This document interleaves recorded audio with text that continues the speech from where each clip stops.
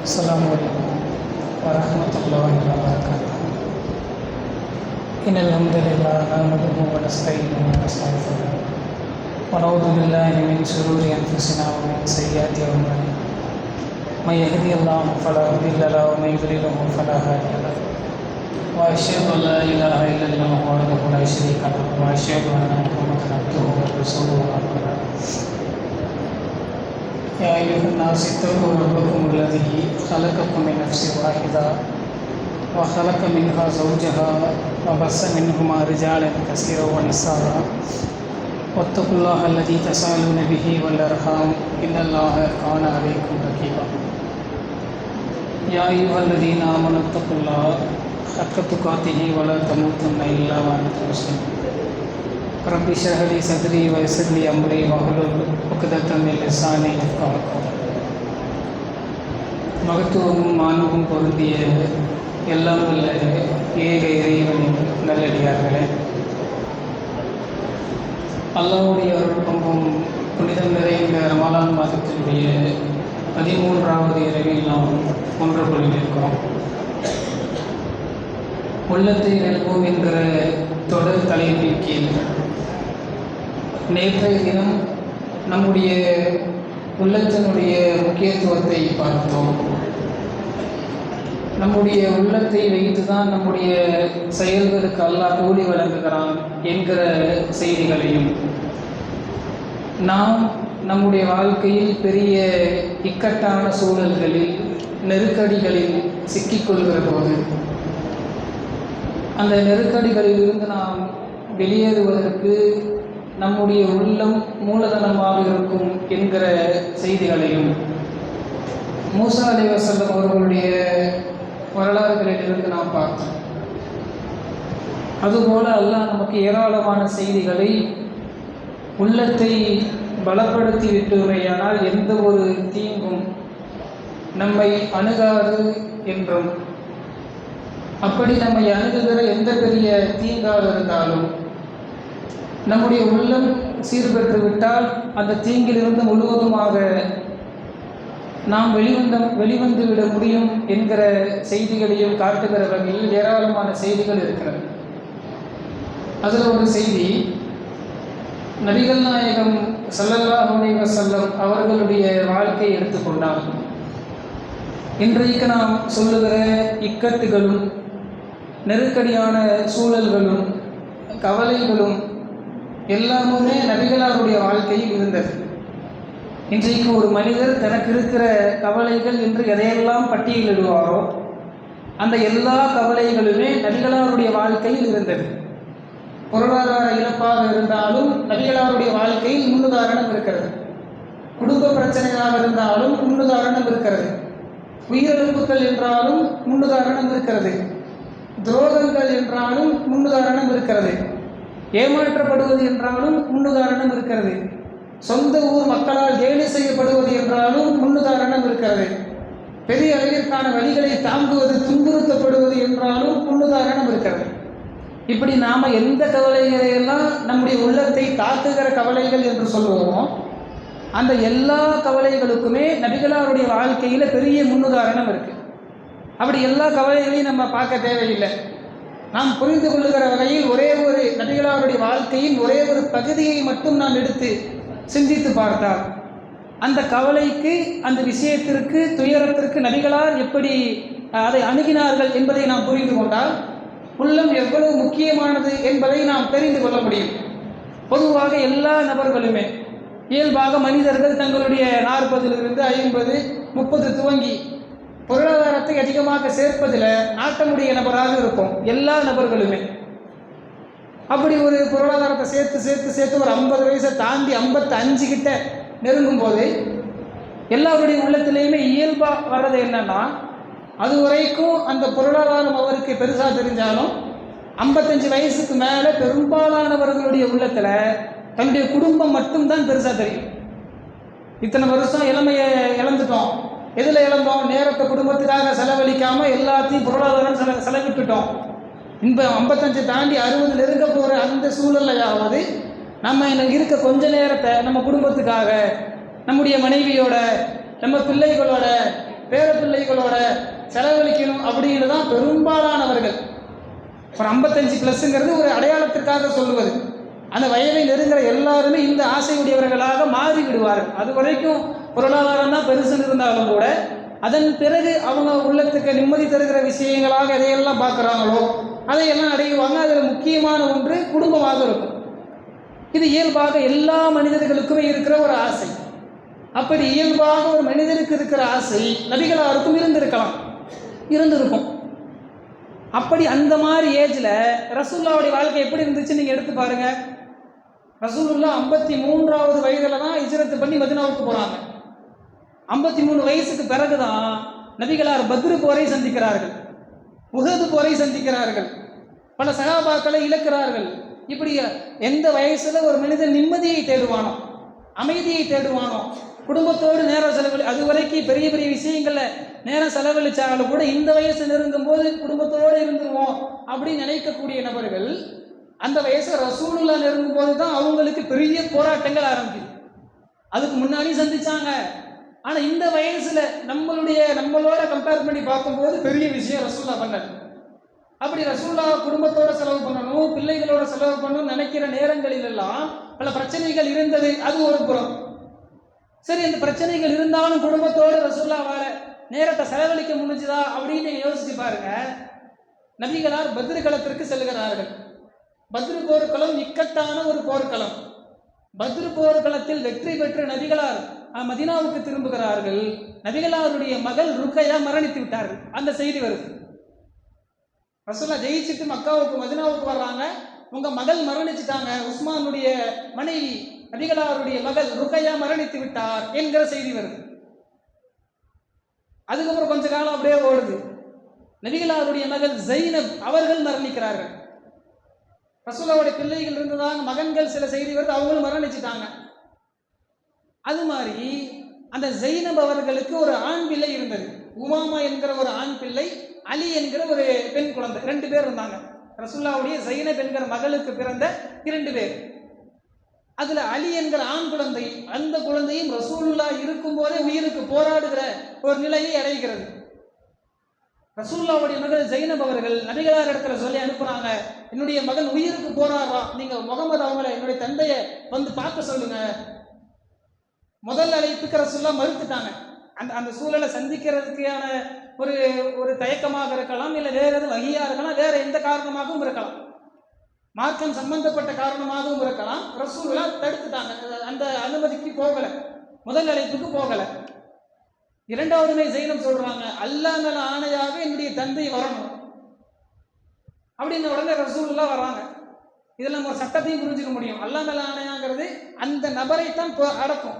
இப்போ நான் அல்லாஹ் மேல ஆணையான்னு சொன்னா என்னுடைய செயல்பாடுகளைத்தான் அடக்கும். நான் இன்னொரு நபரை சுட்டி காட்டி அவருக்கு அல்லாஹ் மேல ஆணையான்னு சொல்ல முடியாது.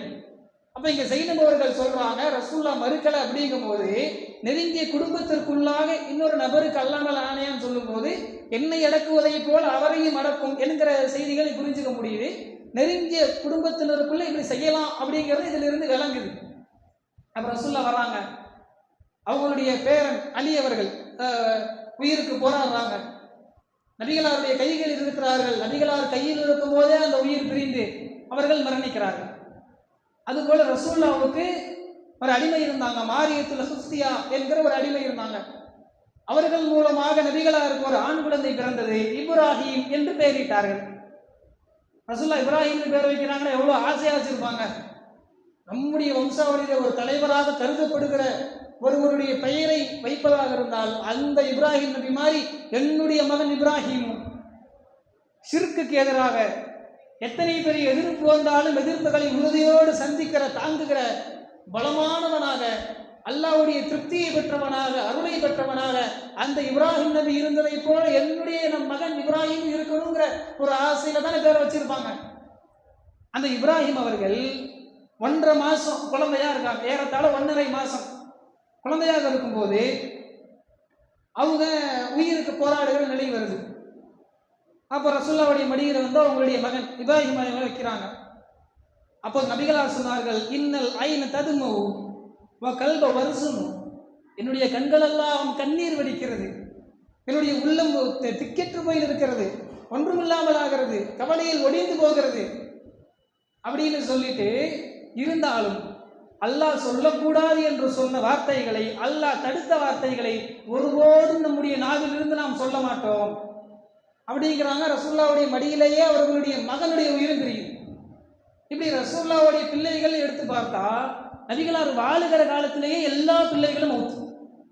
எந்த வயசுல ஒரு நபர் தன்னுடைய குடும்பத்தோடு பிள்ளைகளோடு பேர பிள்ளைகளோடு செலவழிக்க வேண்டும் என்று எண்ணுவாரோ அந்த வயதை நபிகளார் அடையும் போது பிள்ளைகள் எல்லாம் மௌத்து.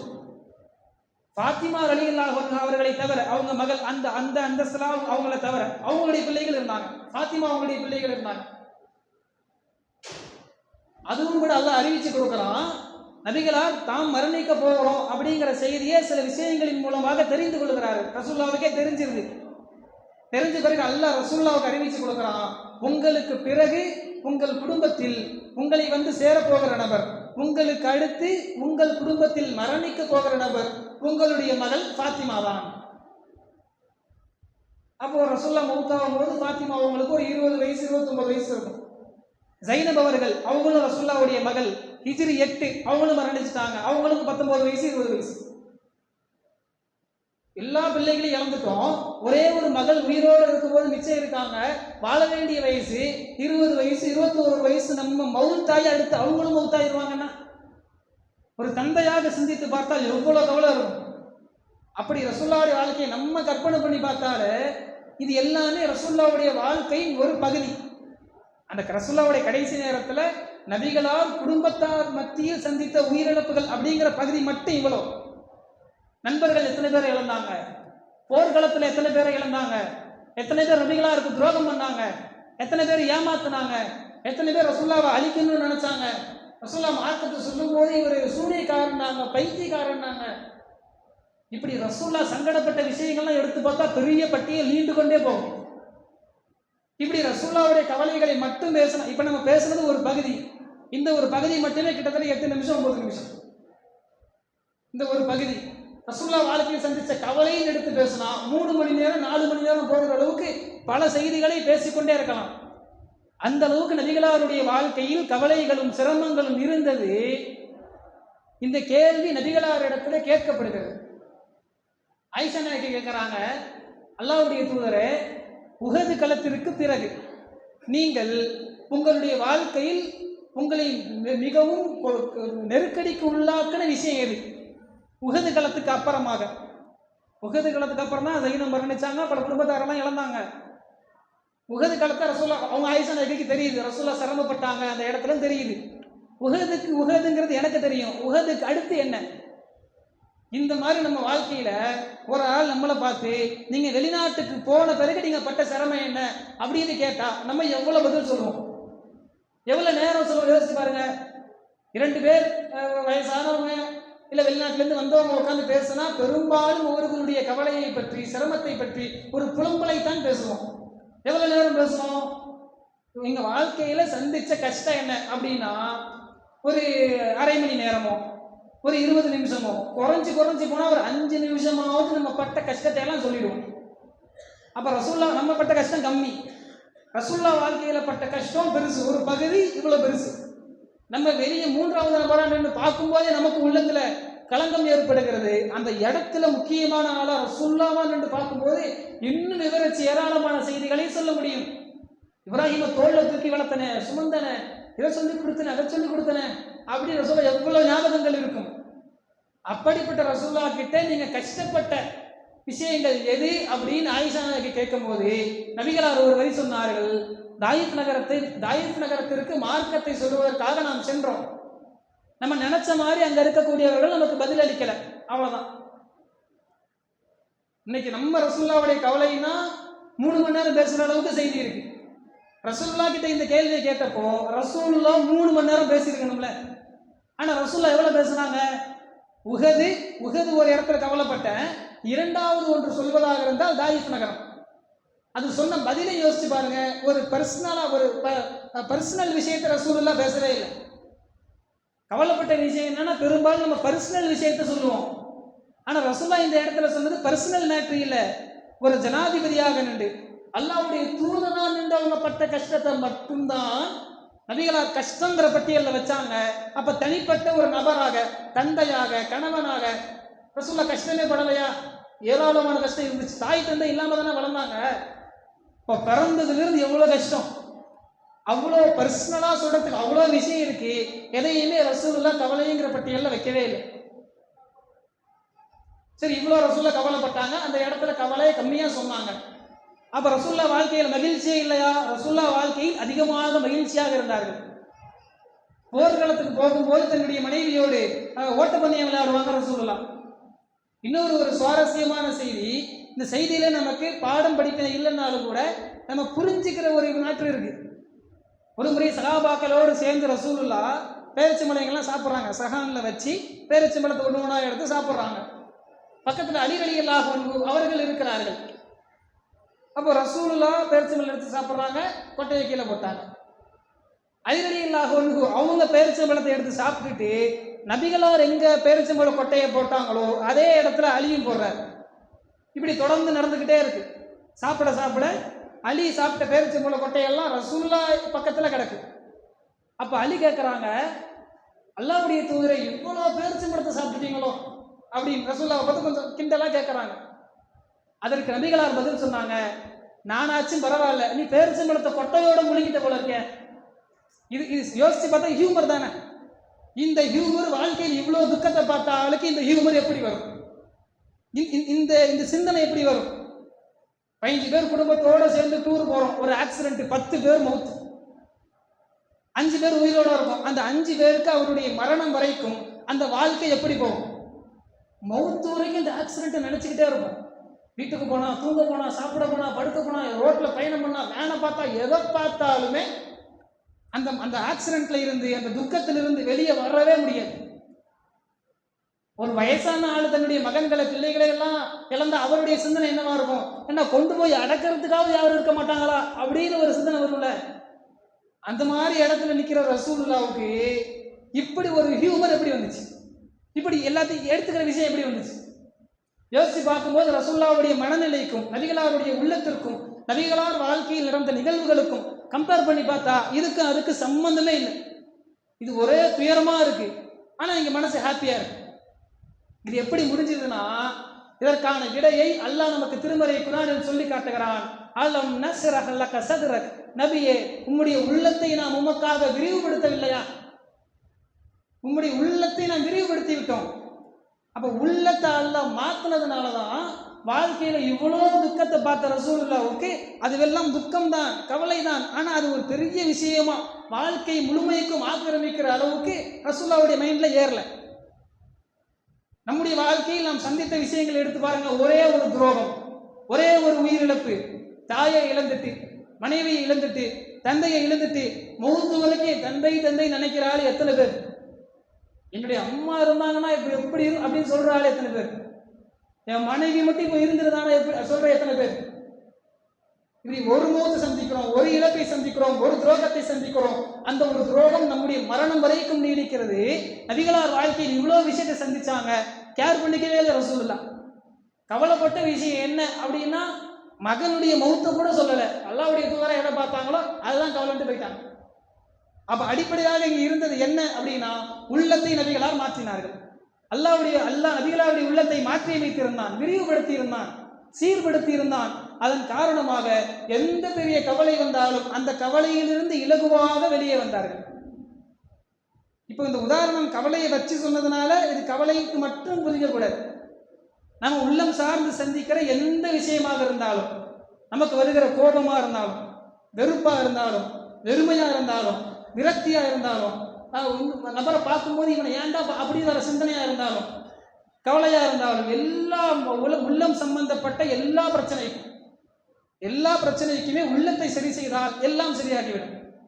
இன்னொரு உதாரணம், நபிகளார் ஒரு சபையில் இருக்கும்போது 2 பேர் சண்டையிட்டுக்கிறாங்க.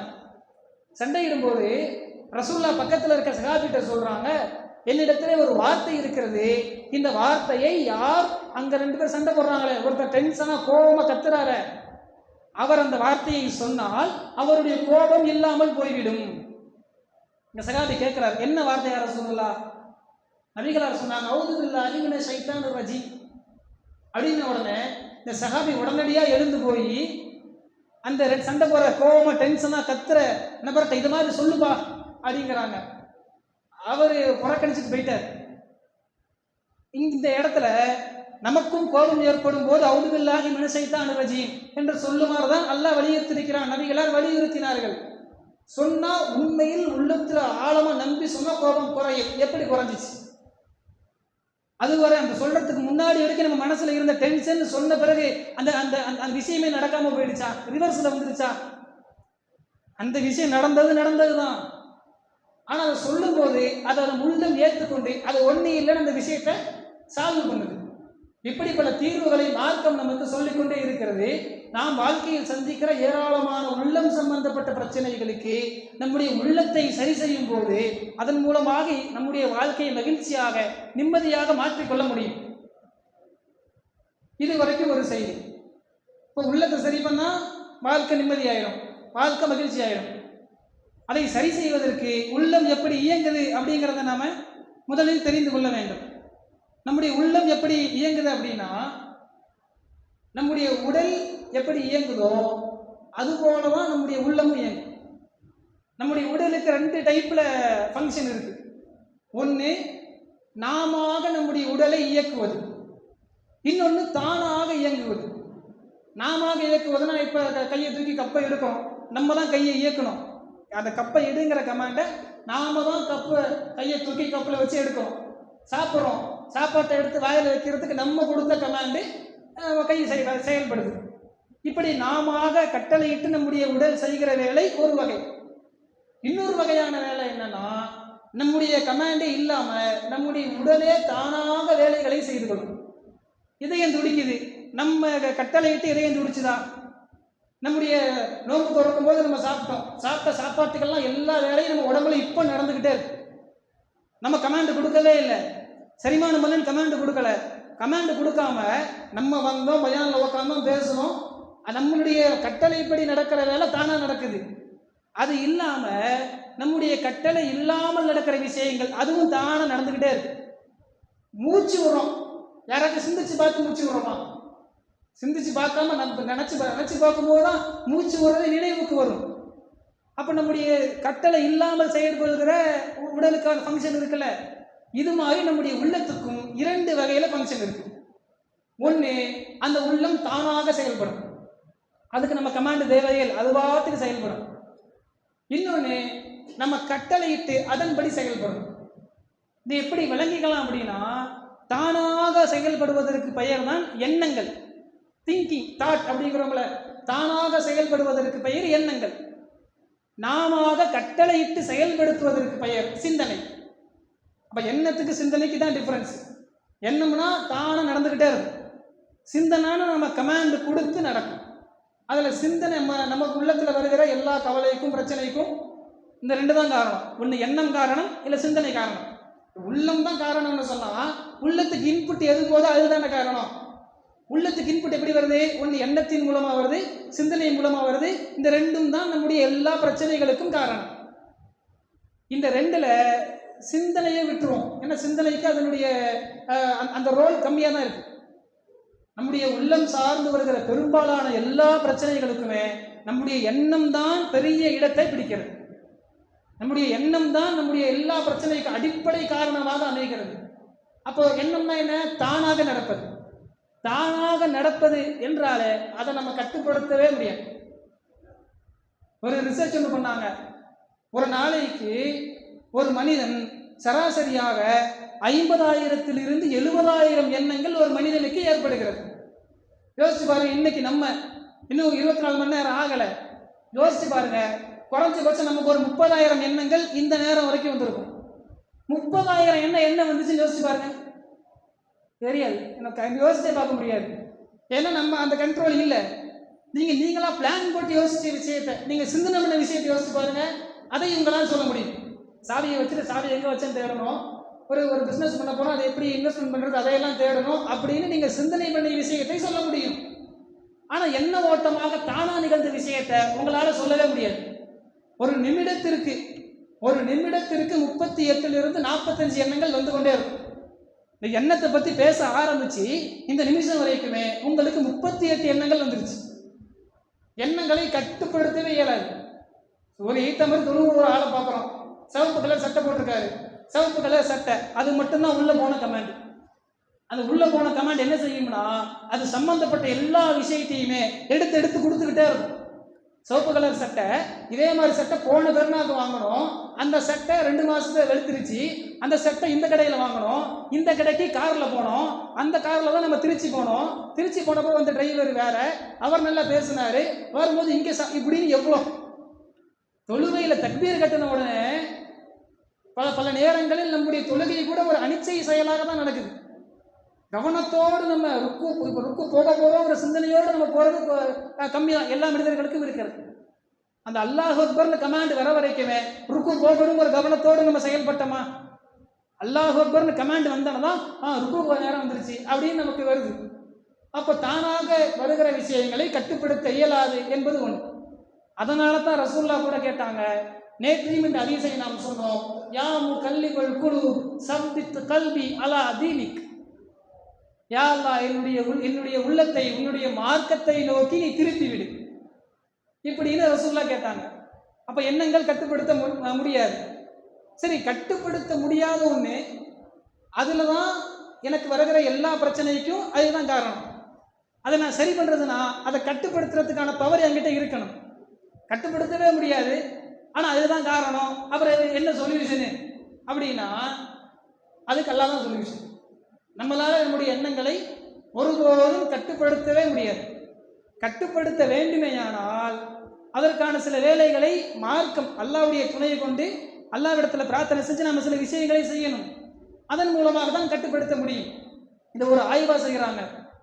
பெஞ்சமின் லிபர்ட் அப்படிங்கிற ஒரு ஆள் ஒரு மனிதனை உட்கார வச்சு அவர் தலையில் சில மிஷினை எல்லாம் பொருத்தி அவருக்கு முன்னாடி 2 மிஷின், ஒன்று நேரத்தை காட்டும், இன்னொன்று அவருடைய மூளை எந்த நேரத்தில் செயல்பட ஆரம்பிக்குதோ அதை காட்டும்.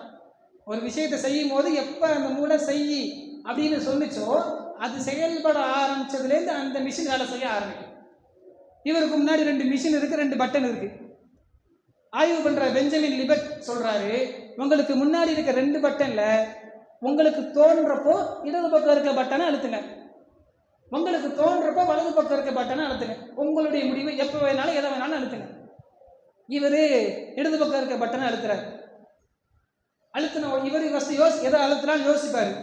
யோசிச்சவனே சரி ஃபஸ்ட்டு இதை இடது அழுத்துவோம் அப்படின்னு யோசிக்கிறது ஒரு டைமிங். அந்த யோசனை தன்னுடைய இதுதான் அமுக்க போகிற உணர்ந்த உடனே அதை அமுக்கிறார். இதை வச்சு கணக்கு பண்ணுறாங்க, அவருடைய உள்ளம் உணர்ந்துச்சுல இதை அமுக்கலாம், அவருடைய உள்ளம் உணர்ந்துச்சுல அதுக்கு முன்னாடியே அவருடைய மூளையிலிருந்து நீ இதை தான் அமுக்கணுங்கிற கமாண்ட் வந்துருச்சு. இது நீங்கள் இன்னும் கொஞ்சம் யோசித்து பார்த்தா சில விஷயங்களை நாம் முடிவெடுத்து செய்கிறோம் அப்படிங்கிற மாதிரி இருக்கும். நாம் ஒரு விஷயத்தை முடிவெடுப்பதற்கு முன்னாடியே நம்முடைய மூளையிலிருந்து கமாண்ட் ஒர்க் ஆகி நீ இதை செய்யுங்கிறது நம்முடைய உடலுக்கு சொல்லப்பட்டு அதைத்தான் நம்முடைய உள்ளம் செய்யும். நான் நினச்சேன் அதனால் அமுக்கணும் நம்ம சொல்லுவோம். அது ஒரு வகையில் நம்முடைய பார்வையிலிருந்து நம்முடைய மூளை இதைத்தான் அமுக்கணும்னு சொன்னிச்சு, அதனால தான் அமுக்கணும். அப்போ நம்முடைய எண்ணத்தை நம்ம கண்ட்ரோல் பண்ண முடியாது. அப்போ இந்த எண்ணத்தை சரி செய்வதற்கு என்ன தீர்வு அப்படின்னா சைத்தான் இடத்துல பாதுகாப்பு தேடுவது. இதை நீங்கள் இன்னொரு வகையில் யோசிச்சு பாருங்க. சைத்தான் நம்மளை பெரிய அளவிற்கான பாதிப்புகளை உள்ளாக்குகிறான். நமக்கு எண்ணத்தில் ஒரு பெரிய பவர் இல்லை, சைத்தானுக்கு அந்த எண்ணத்தில் தான் பெரிய பவர். நம்ம எதில் பலம் குறைந்தவனாக இருக்கோமோ அதில் தான் சைத்தான் மிகைத்தவன் நம்மை விட. அதனால் நம்ம எதில் பலவீனமாக இருக்கோமோ அந்த ரூட்டை பிடிச்சி அந்த எண்ணத்தை வச்சு சைத்தான் நம்ம கிட்ட வருவோம். சைத்தான் செயல் வடிவில் நம்மளை எங்கேயும் தின்ன மாட்டான். பள்ளிவாசலுக்காக தொழுகணும்னு வாசல் வரையும் வந்துட்டேன், சைத்தான் தரன்னு இழுத்துட்டு போய் தேட்டர் வாசலில் நிப்பாட்டிட்டான் அப்படின்னு யாரும் சொல்ல முடியாது. உள்ளத்தில் ஒரு சின்ன எண்ணத்தை போடுவான். ஒரு நாளைக்கு உங்களுக்கு 50,000 எண்ணம் வந்துச்சுல, அந்த 50,000 எண்ணத்தில் ஒரு எண்ணம் சைத்தான் போட்டது. அந்த ஒரு எண்ணத்துக்கு நீங்கள் முக்கியத்துவம் கொடுத்தால் சைத்தானுடைய வழிக்கு போயிடும். சைத்தான் பெரிய பலமானவன் என்று நாம் விளங்கி இருக்கிறோம். சைத்தானுக்கு நம் மீது உள்ள அதிகாரம் என்ன தெரியுமா? அவன் நமக்கு வருகிற 50,000 எண்ணத்தில் தேவையற்ற எண்ணங்களை எல்லாம் கழிச்சிருங்க. சைத்தான் நமக்கு கொடுக்குற எண்ணங்கள் ஒரு 30,000 எண்ணங்கள்னு கணக்கு வச்சா 30,000 வாய்ப்பு சைத்தானுக்கு இருக்கு. நம்மளை வழி கெடுக்கிறதுக்கு 30,000 மேட்ரை நம்ம உள்ளத்துக்கு கொடுத்துக்கிட்டே இருப்போம். இதை செய், அதை செய், அதை செய், அதை செய், அதை செய். நம்ம பல விஷயங்களை தள்ளி விட்டுருவோம். அவன் கொடுத்த 30,000த்துல ஒரு 10 செலக்ட் பண்ணி அந்த 10 செஞ்சிடும். அப்போ அந்த எண்ணம் நம்முடைய எல்லா கவலைக்கும், எல்லா துன்பங்களுக்கும், எல்லா வருத்தங்களுக்கும் அடிப்படை அந்த எண்ணத்தை நம்ம எப்படி பார்க்கறோம். சைத்தான் ஒரு நாளைக்கு 50,000 எண்ணத்துல 30,000 எண்ணம் சைத்தான் கொடுத்தான். அந்த எண்ணத்துக்கு நான் என்ன முக்கியத்துவம் கொடுத்தேன், எண்ணத்தை நான் ஒதுக்குனேன்னா எடுத்துக்கிட்டேன். அப்படிங்கிறதுல தான் என்னுடைய செயல்பாடு இருக்கு. இதை நாம் புரிந்து கொண்டால்தான் எப்படி உள்ளத்தை சரி பண்ணலாங்கிறத புரிஞ்சுக்க முடியும். முதல்ல இந்த உள்ளம் சைத்தான் எண்ணத்தை போடும்போது துவக்க நேரத்திலேயே அதனிடமிருந்து நான் பாதுகாப்பு தேட வேண்டும். சைத்தான் 30,000 வாய்ப்புல ஒரு வாய்ப்பு நம்மகிட்ட போட்டு இதை செய் அப்படிங்கும்போது அது துவக்கத்திலேயே அதிலிருந்து நான் பாதுகாப்பு பெற வேண்டும். அது சம்பந்தப்பட்ட பல ஹதீஸ் இருக்கு. நபிகள் நாயகம் ஸல்லல்லாஹு அலைஹி வஸல்லம் அவர்கள் ஒரு முறை ஆயிஷா ரலியல்லாஹு அன்ஹா அவர்களுடைய வீட்டில் படுத்திருக்காங்க. திடீர்னு எந்திரிச்சு ரசூலுல்லாஹ் பறக்க கிளம்பி வீட்டை விட்டு வெளியே வர்றாங்க. வரும்போது ஆயிஷா நாயகி முழிச்சுட்டாங்க. முழிச்சு ஆயிஷா நாயகி பார்க்குறாங்க, எங்க திடீர்னு எந்திரிச்சு எங்கேயோ ஆளுங்க பறக்க கிளம்புறாங்களே, எங்கே போகிறாங்கன்னு கவனிப்போம் அப்படின்னு தூங்குற மாதிரி நடிக்கிறாங்க. ரசூல்லா வெளியே போன உடனே ரசூல்லாவை ஃபாலோ பண்ணிக்கிட்டு போகிறாங்க. ரசூல்லா நேரம் ஜன்னத்துல் பக்கி என்கிற அடக்கத்தலத்துக்கு போகிறாங்க. அங்கே துவா செய்கிறாங்க. ரசூல்லா திரும்புகிறாங்க. அதை பார்த்த உடனே ஆயிஷா நாயகி வேகமாக ஓடியாந்து வீட்டுக்குள்ளே படுத்துட்டாங்க. வரும்போது ரசூல்லாவுக்கு தெரிஞ்சு யாரோ ஒரு ஆள் நமக்கு முன்னாடி ஓடுற மாதிரி இருக்கே. ரசூல்லாவும் பார்த்துட்டாங்க. ஆயிஷா நாயகி வீட்டில் வந்துட்டாங்க.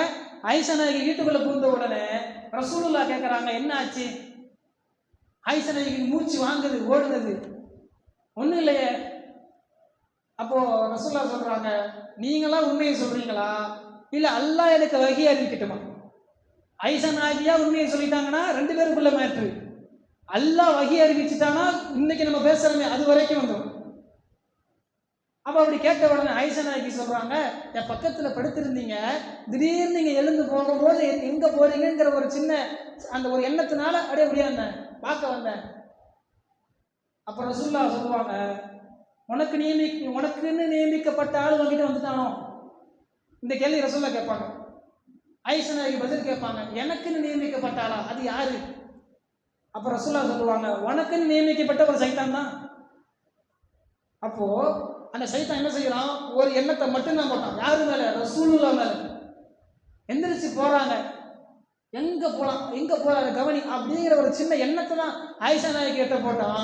அதற்கு பதிலளித்துதான் ஓட்டை எடுக்கிறாங்க, மூச்சு இழைக்குது.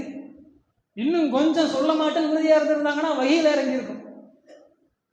அடுத்த ரசூலுல்லாஹ் சொல்றாங்க, நான் படுத்திருந்தேன். அப்போ அல்லாஹ் ஜன்னத்துல் பக்கீல அடக்கப்பட்ட நல்லவர்களுக்காக பாவ மன்னிப்பு கேட்குமாறு ஜிப்ரீல் அலைஹிஸ்ஸலாம் அவங்கள்ட்ட சொல்லி அனுப்புனா, அந்த செய்தி என்கிட்ட வந்துச்சு. நீங்க தூங்குனீங்க, உங்களை எழுப்ப வேணாமேன்னு உங்களை தொந்தரவு பண்ணாம நான் எந்திரிச்சு போனேன். அடுத்து ஆயிஷா நாயகி கேட்பாங்க, யார் ரசூலுல்லாஹ், எனக்கு நியமிக்கப்பட்ட ஒரு சைத்தான் ஒரு சிந்தனையை போட்டு என்னை மாற்றி விட்டுட்டான். சரி, உங்களுக்கு நியமிக்கப்பட்ட சைத்தான் இருக்கானா? அப்ப ரசூலுல்லாஹ் சொல்லுவாங்க, எனக்கும் நியமிக்கப்பட்ட சைத்தான் இருக்கான். ஆனா அவனுக்கு என்கிட்ட எந்த அதிகாரமும் கிடையாது. அவனால என்ன கண்ட்ரோல் பண்ண முடியாது, நான் அவனை கண்ட்ரோல் பண்ணுவேன். அந்த செய்தி உணர்த்துறது என்னன்னா, அவனால என்னுடைய எண்ணத்தை எதுவும் பண்ண முடியாது. என்னுடைய எண்ணத்தை கட்டுப்படுத்துகிற முழு ஆட்களையும் நபிகளார் பெற்றிருந்தார்கள். நமக்கு யாருக்கும் அப்படி இல்லை. அதனாலதான் ஆயிஷா நாயகிக்கே ஒரு செகண்ட் தூக்கத்துல முழிச்ச நம்ம என்ன நினைப்போம், இருட்டா இருக்குன்னு நினைப்போம், ட்ரெஸ்ஸை சரி பண்ணுவோம், மற்ற விஷயங்களை தான் பார்ப்போம். தூக்கத்துல முழிச்ச உடனே ஒரு என்ன ஆச்சு, என்ன சந்தேகங்கிறது பெரும்பாலும் குறையுது. முழிச்ச உடனே அந்த கேப்ல சைத்தான் உள்ள ஒரு மேட்டரை சொல்லுறானா, சைத்தான் எவ்வளவு நுணுக்கமானவன். அதுபோல இன்னொரு செய்தி, இதையும் சுருக்கமாக சொல்லி நான் முடிச்சுக்கிறேன். ரசூலுல்லாஹ் ஒரு முறை பள்ளிவாசல்ல ஈத்திகாஃப் இருக்காங்க. ஈத்திகாஃப் இருக்கும்போது நபிகளாருடைய மனைவி சஃபியா ரலியல்லாஹு அன்ஹா அவர்கள் நபிகளாரை பார்ப்பதற்காக பள்ளிவாசலுக்கு வர்றாங்க. பள்ளிவாசலில் ரசூலுல்லாவை பார்த்துட்டு பேசிட்டு அப்படியே வெளியே போகும்போது ரசூலுல்லாவும் பள்ளிவாசலுடைய வாசல் வரைக்கும் வெளியெடுப்புறதுக்காக வராங்க. அந்த பள்ளிவாசலில் நிற்கும்போது சஃபியா அவங்ககிட்ட கொஞ்சம் வெளியே நின்று பேசிட்டு இருக்கும்போது 2 அன்சாரி தோழர்கள் அந்த ரசூலுல்லாவையும் அவர்களுடைய மனைவியும் கடந்து போகிறாங்க. 2 பேரும் போயிட்டாங்க. கடந்து போனாலும் ரசூலுல்லாஹ் மறுபடியும் கூப்பிட்றாங்க, இங்கே வாங்க. 2 பேரும் வந்தவனே ரசூலுல்லாவே பதில் சொல்றாங்க, இது என்னுடைய மனைவி சஃபியா. அந்த 2 அன்சாரி தோழர்கள் சொன்னார்கள், சுபஹானல்லாஹ் யா ரசூலல்லாஹ், உங்களை சந்தேகப்படுவோமா? இருட்டில் நைட்டு ஒரு பொண்ணோட பேசுறாங்க, ரசூலுல்லாஹ்வுடைய மனைவி தான் அப்படின்னு நாங்கள் நினைச்சிட்டு போயிடுவோமே, நீங்க விளக்கம் கொடுக்கணுமா அப்படின்னு அந்த சஹாபாக்கள் உள்ளம் பயந்தவர்களாக நபிகளார்ட்ட கேட்கும்போது ரசூலுல்லாஹ் சொன்னாங்க, நீங்க போயிடுவீங்க, ஆனால் உங்களுடைய ரத்த நாளங்களில் சைத்தான் ஓடிக்கொண்டிருக்கிறான். இப்போ தெரியாது. பல விஷயங்கள் வீட்டுக்கு போய் படுத்த உடனே நம்மளே ஒரு ஆள் நல்லவர் நினைச்சாலும் கூட வீட்டில் போய் படுத்த உடனே இந்த நேரத்தில் இந்த டைமில் இந்த இருட்டில் என்ன பேச்சு? யாரோ ஒருத்தர் இருட்டில் இருந்தே போன் பேச யோகி எனக்கு இருட்டில் என்ன வேலை? பேசுறதுனா பகலில் பேசு, இங்கே தான் நின்று பேசணுமோ? இது என்னன்னு விசாரிக்கணும். ஏற்கனவே அவர் ஒருத்தரை பார்த்தனாரு, இவர் ஒருத்தரை பார்த்தனாரு, அதையெல்லாம் கனெக்ட் பண்ணி பார்த்தா ஏதோ ஒரு பிரச்சனை இருக்கு இப்படின்னு உங்களுடைய 1 மணி நேரம் தூக்கத்தை சைத்தான் எடுத்துருவோம். போட்ட விஷயம் என்ன? அவரை பார்த்தீங்க, பேசுனாங்க, வந்துட்டீங்க, ஒன்றுமே இல்லை.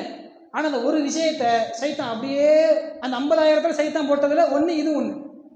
அந்த ஒரு விஷயத்தை தூண்டில் போட்டு நீங்கள் தூக்கி சிந்திக்க ஆரம்பித்தா அது உங்களுடைய நிம்மதியை கெடுத்துவிடும். அப்போ இந்த எண்ணங்கள் தான் சைத்தான் நம்ம மேலே ஆதிக்கம் செலுத்துவதற்கு அடிப்படையாக இருப்பது இந்த எண்ணங்கள்.